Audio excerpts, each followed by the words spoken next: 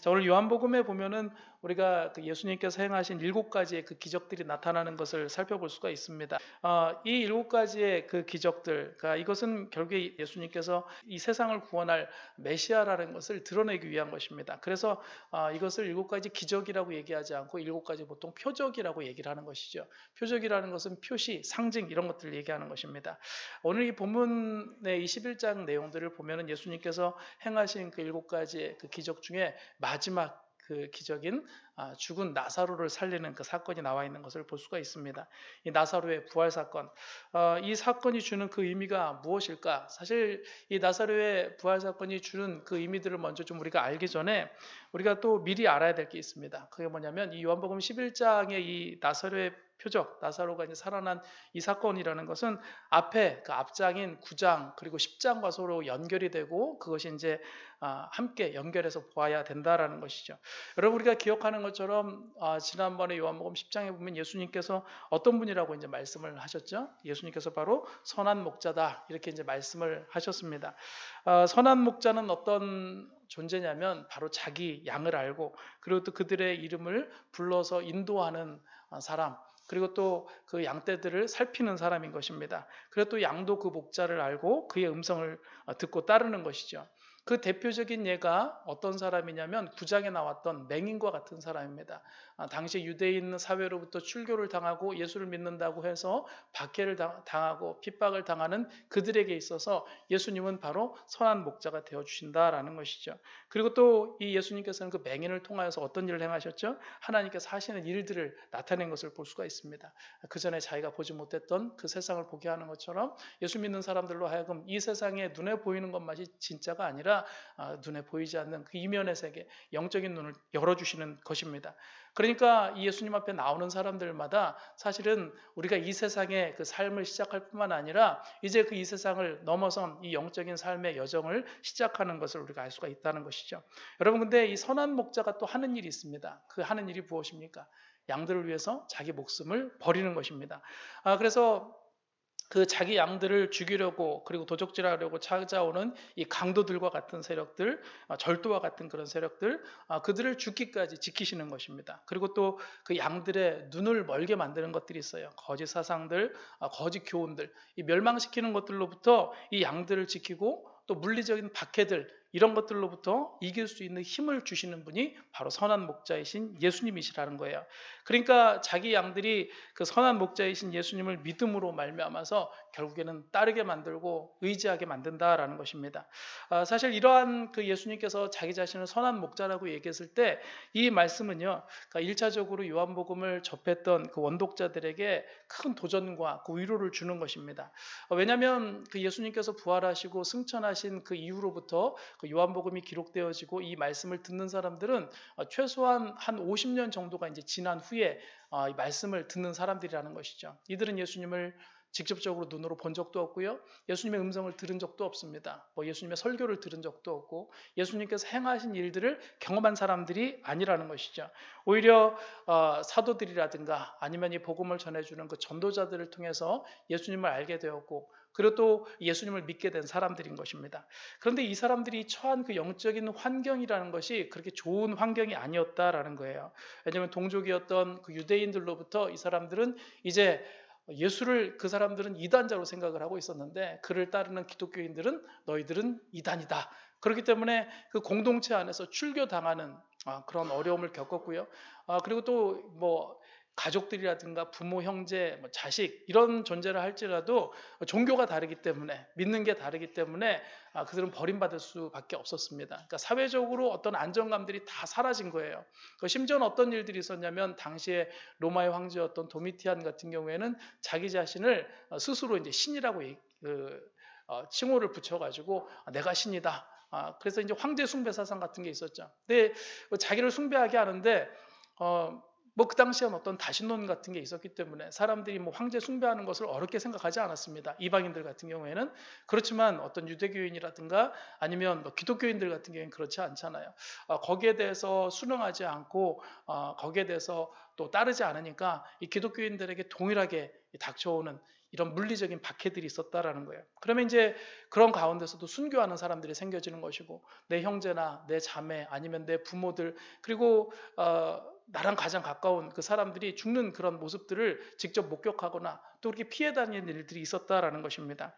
그러면 이 사람들이 가질 수 있는 한 가지 의심이 있지 않겠습니까? 예수님이 분명 살아계신 하나님의 아들이라고 얘기했는데, 그리고 내가 들은 그 예수님은 죽은 자를 살리는 하나님이신데, 기도할 때 반드시 들으시는 분이신데, 아니 지금 그 예수님이 하나님의 아들, 그 메시아가 맞나?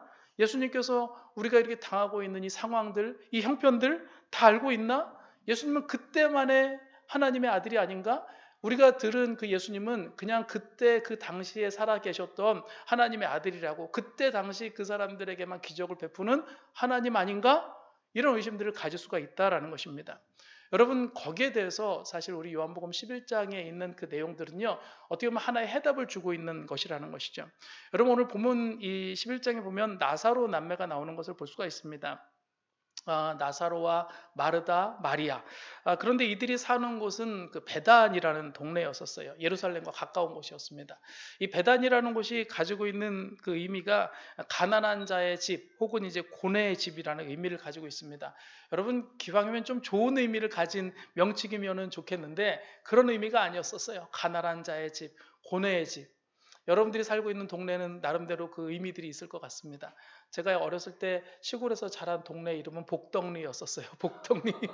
근데 여러분, 이게 왜 복덕리였냐면 복 많고 덕이 많은 사람들이 사는 동네다. 좋지 않습니까?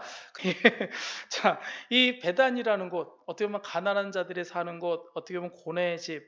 근데 이 문헌에 보면은요, 정말 그 말대로 이 베단이라는 곳은 나병 환자들이 주로 많이 격리되어서 살고 있던 곳이라고 얘기를 합니다. 우리가 아는 것처럼 그 나병 환자가 어떤 사람들이죠? 당시 사람들이 생각할 때 이 나병 환자는 하나님 앞에 저주받은 사람, 그래서 주변의 사람들과 격리된 그런 삶을 살게 되었다라는 것이죠.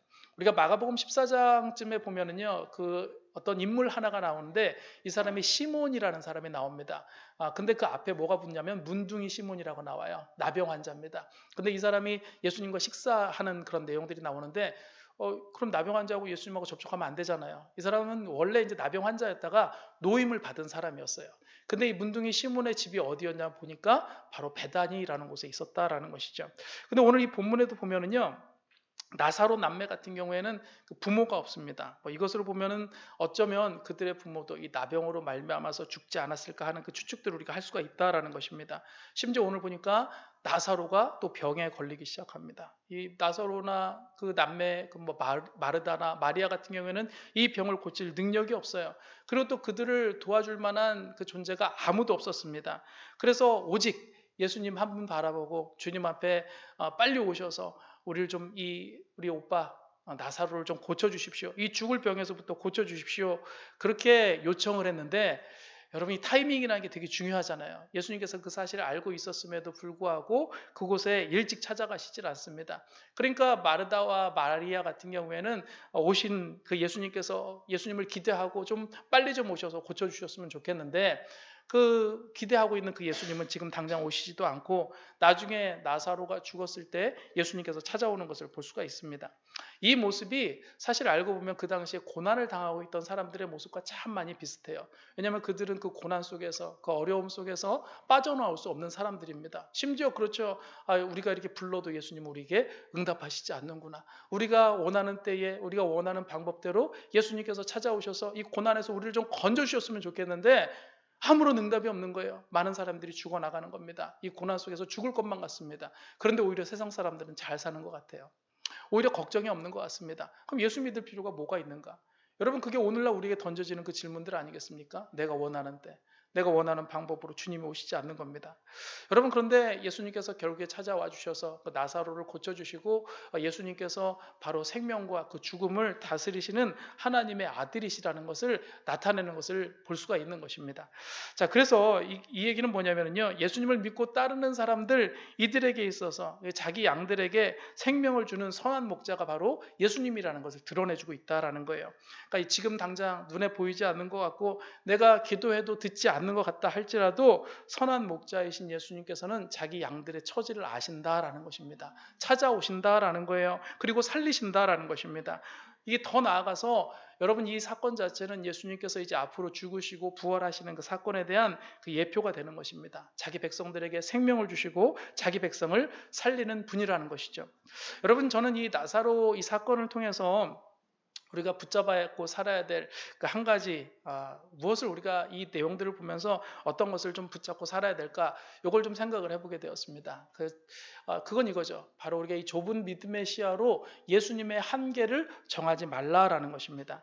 우리가 나사로 그리고 마리아 마르다는요 그들의 힘으로 그 오빠의 병을 고칠 수가 없었습니다. 그래서 이 사람을 예수님께 보내서 예수님을 부르지만 예수님은 그들은 원하는 시간에 오시지 않는다라는 거예요. 그리고 또 예수님께서 오셨을 때 나사로는 죽어 있었습니다. 마리아와 마르다는 낙심해 있었죠. 어쩌면 예수님을 만났을 때 그들은 이 본문에 보면 그렇게 얘기를 하고 있지 않지만 이런 마음도 들었을 것 같아요. 예수님 정말 와주신 건 너무나 고마운데 너무 늦었잖아요. 우리 노래 가사처럼 너무 늦었잖아요 이렇게 할 거 아니겠어요? 정말 너무 늦은 거예요. 좀 이때 좀만 빨리 왔으면 뭐 정말 그 많은 사람들이 모였을 때 뭐 좀 뭔가 기적이 일어났을 때 우리 원하는 방법대로 했으면 더 만족감이 있었을 텐데 주님 너무 늦었잖아요. 이제 오셔서 대체 뭘 하시려고 그러는 거예요? 정작 내가 필요한 시간, 원하는 시간에는 오시지 않고 대체 그 시간에는 무엇을 하고 계셨던 것입니까? 여러분 이런 원망하지 않겠어요? 근데 보니까 이게 문제를 만나서 하나님 앞에 우리가 기도할 때 내가 원하는 방법대로 응답받지 못하고 원하는 시간에 응답받지 못하면 우리가 하는 고백과 똑같을 수 있다라는 것입니다. 하나님, 왜 하나님께서는 내가 원하는 시간에 오시지 않나요? 왜 내가 원하는 방법대로 응답하시지 않나요? 근데 여러분 이 믿음은요 사실 병든 믿음입니다. 여러분 질병이라는 것은 몸에만 걸리는 게 질병이 아니라는 거예요. 우리 영도 질병에 걸리는 겁니다. 낙심하고 그리고 믿음이 약해지는 것이 바로 이 영적인 질병이라는 것이죠. 우리 몸의 이 질병, 우리 몸은 이 질병으로 말미암아서 또 죽지만 우리 영은 언제 점점 그 힘을 소멸해가기 시작하고 죽어가는지 아십니까? 이게 믿음이 사라질 때 그러는 것입니다. 여러분 그렇기 때문에 이 믿음이라는 것은 우리 스스로 가질 수 있는 게 아닙니다. 하나님께서 우리에게 정말 믿음이라는 선물을 주셔서 그 환경들, 그 상황들을 깨트리고 이기고 헤쳐나갈 수 있는 그런 이 힘을 주셔야 된다라는 거예요. 그래야지만 우리 앞에 있는 그 현실의 짐들, 그 앞에 있는 모든 싸움들, 내가 헤쳐나가야 될 것들을 헤쳐나갈 수가 있는 것입니다. 안 그러면 여러분 보세요. 이 현실의 문제들 앞에서 우리 너무 쉽게 무너지잖아요. 오늘 말씀 듣고 가서 그래 내가 기도해야지, 내가 말씀대로 살아야지, 하나님 의지해야지. 그런데 내일 당장 정말 그 카드사에서 막 전화 오기 시작하고 당장 갚아야 될 것들이 있고 그리고 또 우리 아이들이 뭐 내 자녀들이 원하지 않는 그런 어려운 가운데 빠져 있거나 아니면 내 개인적으로 사람들과 어떤 관계들 그 문제가 생겨지기 시작하면은요 오늘 들었던 말씀 별로 생각이 안 나요. 어제 드렸던 예배 그게 생각이 안 납니다. 그렇지만 여러분 우리가 그때에도 하나님을 바라볼 수 있는 그 믿음이 있는 것 그리고 그때에도 우리가 주님을 의지할 수 있는 그 믿음을 가지는 것 여러분 그게 생명력 있는 믿음이라는 것입니다. 여러분 그 생명력 있는 믿음을 가지시기 바랍니다. 우리가 문제 앞에서 갈등하기 시작하고 고민하면 그 나타나는 그 증상이 있습니다. 그 증상이 뭘까요? 그게 우리 믿음의 시야가 좁아진다라는 거예요. 우리 생각이 좁아진다라는 것입니다. 그래서 이 눈앞에 있는 현실을 보긴 하지만 현실만 보지 주님을 직접적으로 바라보지 못하는 거예요. 주님을 의지하지 못한다는 것입니다. 우리가 그 창세기 13장에 보면은요, 그 롯의 목자와 아브라함의 목자가 서로 목축지 문제로 인해서 다투는 것을 볼 수가 있습니다. 그러니까 이제 아브라함이 거기에 대한 그 문제 대안을 제시하는 것이죠. 서로 어떻게 하면 우리가 공생할 수 있을까? 그러면서 아브라함이 롯에게 제안을 합니다. 네가 좌하면 나는 우하겠다. 그러면서 이 롯을 떠나보내는 것을 알 수가 있습니다. 그리고 하나님께서 아브라함에게 다시금 나타나셔서 말씀하실 때 내 눈을 들어서 동서남북을 바라보라. 내가 보이는 땅을 내가 너한테 다 주겠다. 그러니까 아브라함이 그 믿음의 결단을 하고 자기 앞에 있는 권리들, 그 문제에 대한 그 두려움들을 내려놓기 시작하니까 하나님께서는 아브라함의 그 믿음의 시야를 열어주는 것을 볼 수가 있다는 거예요. 믿음의 지경을 열어주는 것을 볼 수가 있다는 것입니다. 넓혀주시는 겁니다. 그렇지만 여러분 만약에 이 아브라함이 현실만 바라보고 롯과 함께 있었다면 여러분 어땠을까요? 계속 그 롯에 매여 사는 그런 사람 되지 않았겠습니까? 그리고 또 롯의 목자들과 계속 경쟁하는 사람, 매일 그 양들을 먹일 땅만 계속 바라보면서 걱정하는 사람, 주어진 그 땅의 한계 안에서만 이것을 바라보고 절망하는 사람이 될 수밖에 없었다라는 거예요. 그런데 이 아브라함이 롯을 떠나보내면서 하나님께서는 아브라함에게 어떤 것을 보여주셨습니까? 그러니까 하나님이 준비하신 땅을 보여주셨다라는 것입니다. 이게 양을 기르는 땅을 보여주신 게 아니에요. 그냥 목축하는 땅만 보여주신 게 아니라는 것입니다. 그 땅은 어떤 땅입니까? 앞으로 아브라함의 후손들이 돌아와서 살 땅, 거주할 땅을 보여주셨다는 것이죠. 그러니까 현재의 땅만이 아니라 미래의 축복도 보여주셨다라는 것입니다. 여러분, 그래서요, 우리 이 믿음을 꺾으려는 어떤 상황들, 어떤 이 환경들, 이런 것들을 우리가 만날 때 절망하지 말아야 된다라는 거예요. 우리가 어떤 상황 가운데 문제를 만났을 때 정말 내 힘으로 이것을 헤쳐나갈 수 없는 그 힘들이 그런 힘이 없을 때에도 여러분, 우리가 끝까지 붙잡아야 될 것은 바로 우리의 믿음이라는 것입니다. 주님을 바라보는 믿음이라는 거예요. 왜냐하면 절망하는 사람은요, 자기 자신의 이 한계를 자기 스스로 정할 수밖에 없다라는 거예요. 그러면서 이렇게 고백합니다. 난 이거밖에 안 돼. 난 여기까지밖에 갈 수 없어. 그래, 내가 여기까지 온 것도 잘한 거야. 자꾸 자기를 합리화해요. 이제 그냥 이 정도 했으면 잘 된 거야. 이러면서 항상 선을 그어 버린다라는 거예요. 하나님께서는 저와 여러분들이 그 정도만 주신 게 아니에요. 오히려 더 많이 주시는 겁니다. 여러분, 그 물고기 중에요, 주변 환경에 맞추어서 크기가 결정하는 물고기가 있잖아요. 그게 뭔지 아십니까? 우리가 물고기라고 얘기하니까 뭐 이렇게 뜯어먹는 조기나 뭐 아니면 고등어나 이런 거 생각하는데, 그게 바로 상어입니다. 상어. 이 상어가요, 수족관에 그냥 넣어놓으면 한 15cm 정도밖에 자라질 않는데요. 근데 같은 종류의 상어라 할지라도 이게 바닷물에다가 풀어놓기 시작하면 1.8m까지 자란답니다. 그러니까 여러분, 사람도 마찬가지인 것 같아요. 우리 자기 스스로의 한계를 정하는 사람은요, 믿음도 그 정도밖에 잘하지 않는 겁니다. 그 정도밖에 못 보는 거예요. 우리가 산을 올랐을 때도 가장 아래에 있는 사람과 중턱에 있는 사람과 가장 정상에 올라가서 이 바라보는 사람의 그 보는 그 시각이라든가 시야 자체가 다르지 않습니까? 여러분, 그렇기 때문에 이 우리가 하나님께 자기 자신의 크기를 묻는 게 되게 중요하다라는 거예요. 내가 얼마나 큰 사람인지 우린 잘 몰라요. 우리 마음이 얼마나 큰지, 하나님께서 우리를 향해서 가지고 있는 생각들과 그 마음이 얼마나 큰지 사실 우린 잘 모르는 것입니다. 그래서 내가 믿음이 없는 사람들 같은 경우에는 항상 자기 자신의 한계를 두고 선을 그어요. 그렇지만 여러분, 믿음이 있는 사람은 어떻습니까? 하나님 앞에 묻는 거예요. 하나님, 내가 이 말씀을 따라서 나를 보게 해주십시오. 하나님, 나에게 어떤 믿음을 주기 원하십니까? 그렇기 때문에 이 말씀을 따라 보는 사람은요, 하나님께서 보여주시는 것만큼 보는 겁니다.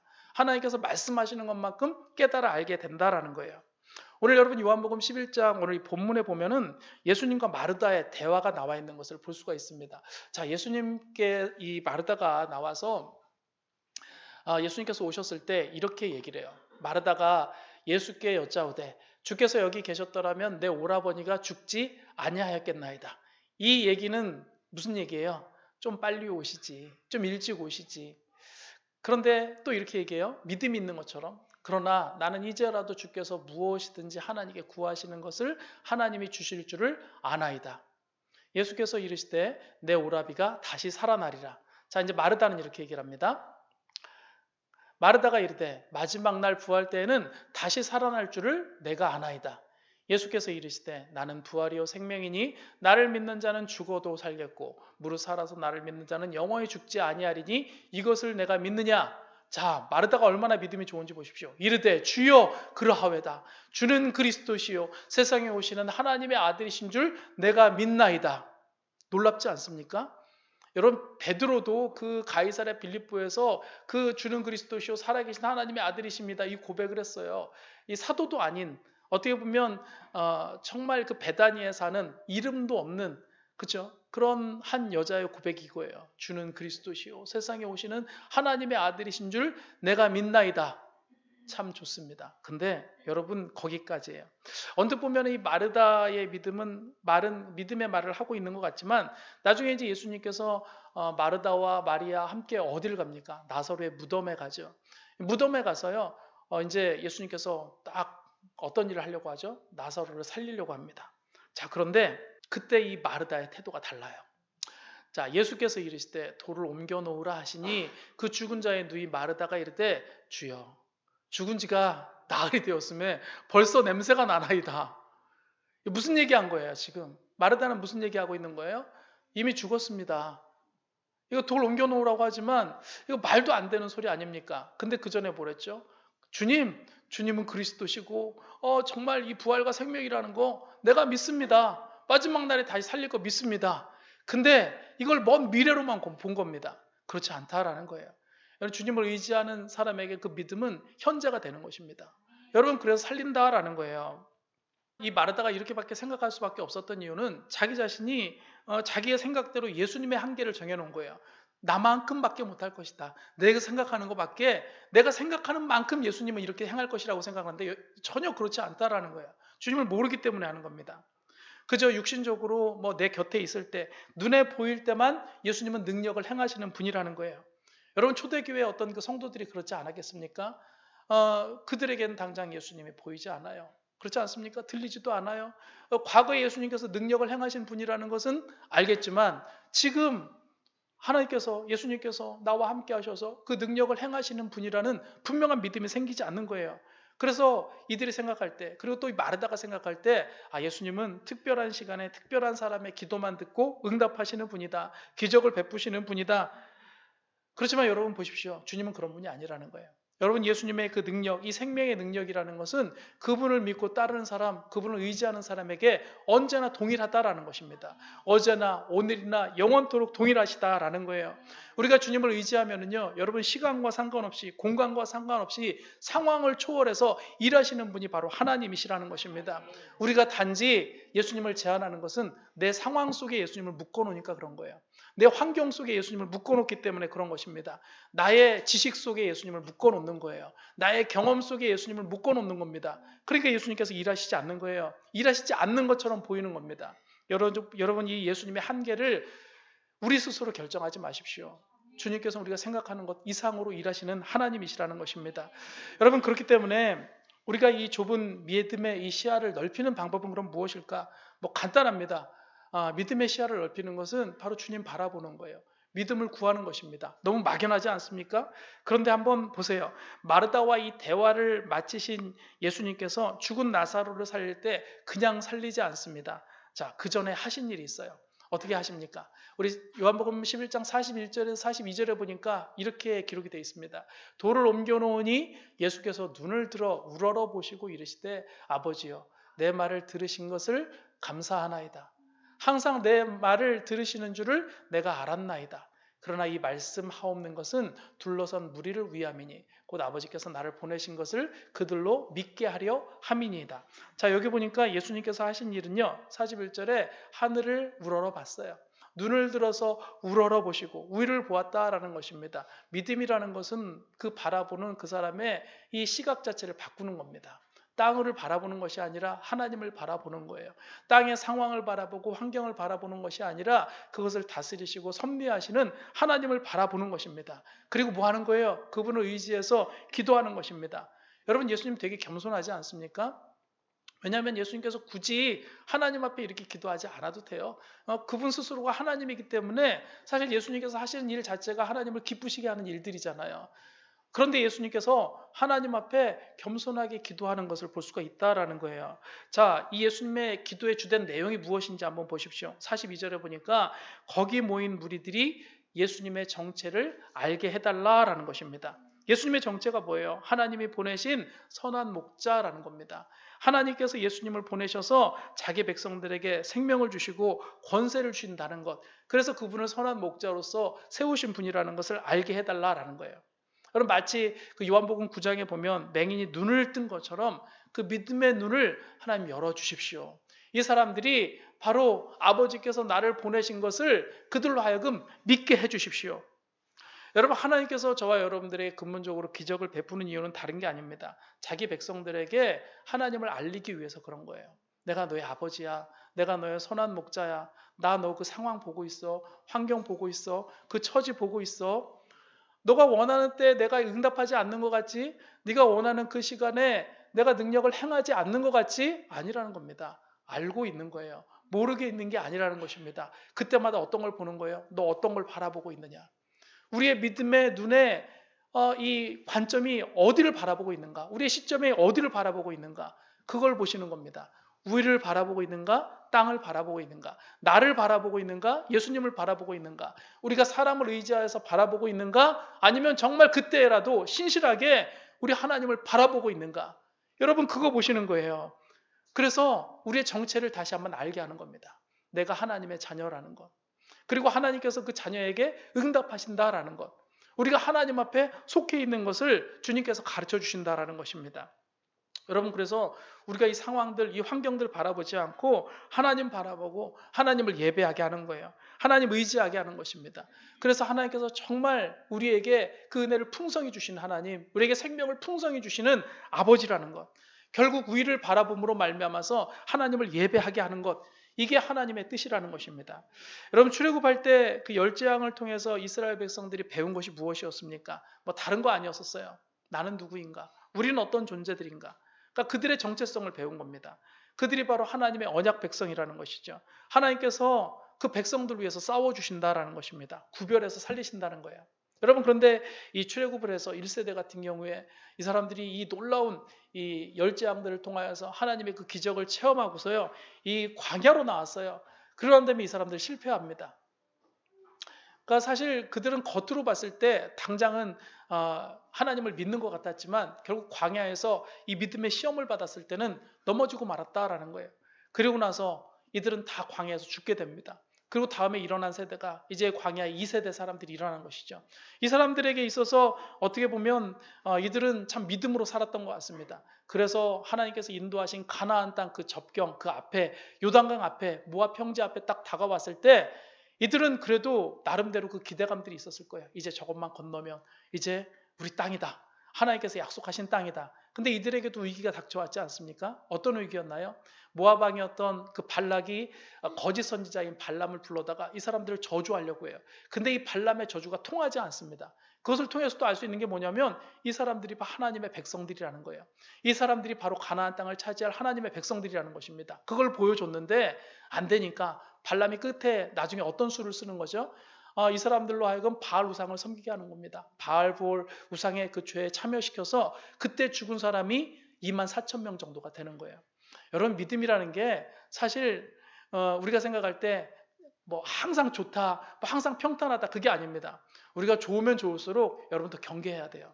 여러분 신앙이 있을 때 믿음이 있다고 할 때 사실은 더 경계를 해야 되는 것입니다. 그런데 여러분 그때 살아남은 사람들이 있어요. 2만 4천 명 외에 살아남은 사람들이 있었습니다. 근데 하나님께서 이 사람들이 죽지 않은 이유에 대해서 뭐라고 말씀하시는지 신명기에 기록되어 있습니다. 4장 3절부터 4절에 보니까 이렇게 나와 있죠.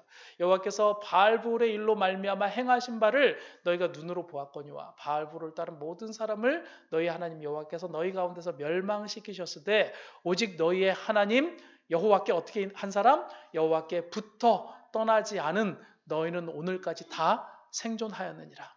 이겁니다. 붙어 떠나지 않은 사람. 달라붙어! 찰싹찰싹 달라붙는 사람들.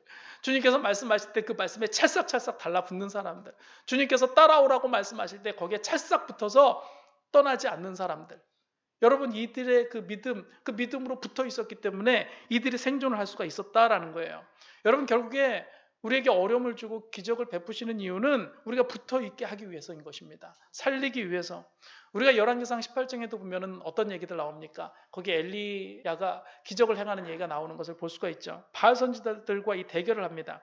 이 대결을 한 근본적인 이유는 뭐냐면 영적으로 병들어 있는 이스라엘 백성들, 하나님과 그 바알 사이에서 영적인 간음을 행하고 있는 이스라엘 백성들에게 하나님이 진짜 그들의 하나님이라는 것을 보여주기 위해서 그랬다라는 거예요. 그들이 진짜 하나님의 백성, 그뿐만이 아니라 하나님을 예배하는 것만이 진짜 살 길이라는 것을 알려주기 위해서 그런 것입니다. 여러분 그렇기 때문에 여러분 위를 바라보는 것, 기도하는 것, 주님을 바라보는 것 한마디로 얘기하면 뭡니까? 그게 예배예요. 여러분 예배가 바로 회복의 출발점이라는 것입니다. 믿음으로 사는 삶의 출발점이라는 거예요. 우리가 주님을 바라본다? 이렇게 하면 너무 막연하지만 주님을 바라보는 실제적인 우리의 태도와 우리의 행동은 바로 하나님을 예배하는 것입니다. 그 환경 속에서 주님을 고백할 수 있는 것, 그 환경 속에서 그 환경을 바라봐서 그곳에 예배하는 것이 아니라 그곳에서도 주인이 그곳을 다스리시는 분이 하나님이시라는 것을 고백하는 것, 이게 바로 예배인 거예요.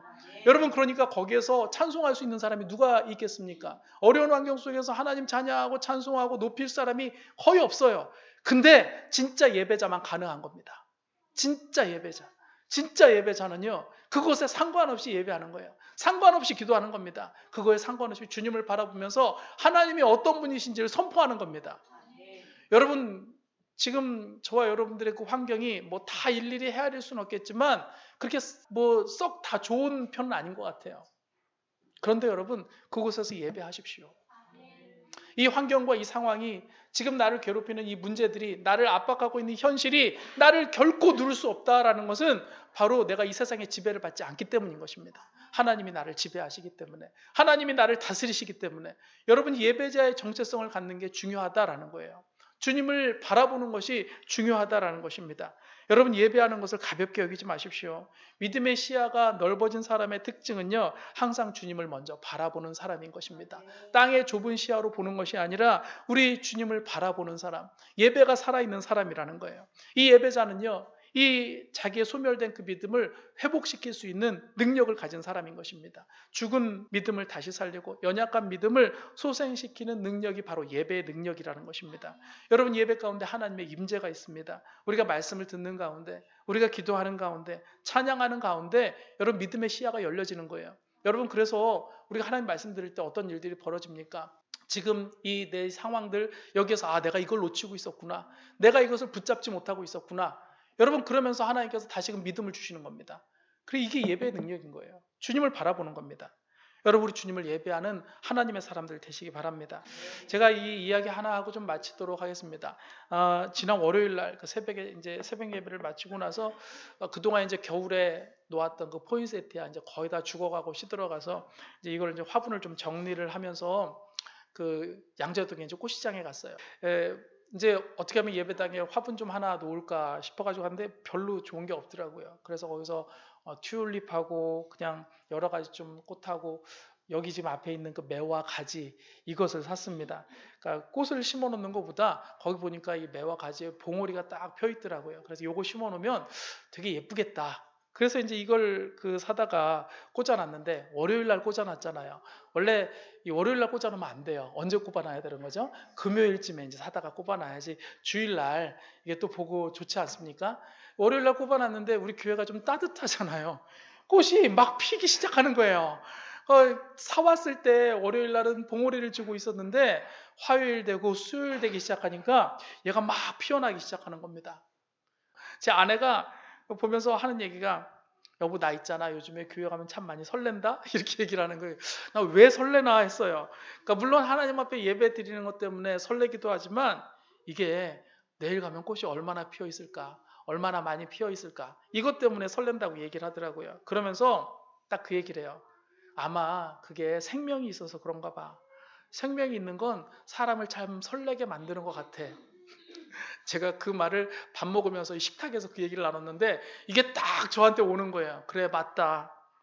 그러면서 어떤 생각이 들었냐면, 이 사람도 마찬가지로 생명을 주는 사람이 참 설레게 만드는 사람이구나. 여러분, 그렇잖아요. 여러분, 누굴 만날 때 그 사람하고 접촉을 하면은요, 내가 막 살아나는 것 같은 그런 느낌을 받는 사람들이 있어요. 그 사람이 나한테 해주는 말을 통하여서, 나한테 해주는 어떤 그런 태도들이라든가, 나한테 베푸는 그 친절도를 통해서 내가 정말 귀한 사람이라는 그 마음을 갖게 만드는 사람들이 있습니다. 내가 정말 존중받는 사람이라는 것을 느끼게 만들어주는 사람들이 있다라는 거예요. 여러분, 그러면 그 사람 자꾸 만나고 싶습니다.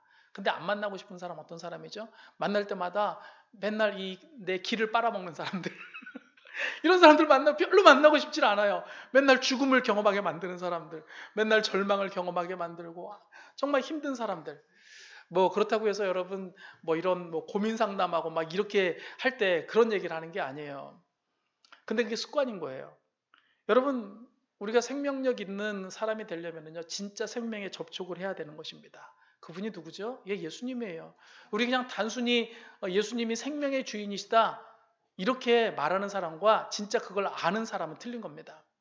여러분이 얼마든지 예수님을 생명의 주인이라고 얘기해요. 그렇지만 내가 정말 예수님을 생명으로 믿는다면 여러분들과 저의 삶 속에서도 이 생명이 흘러나와야 되는 겁니다.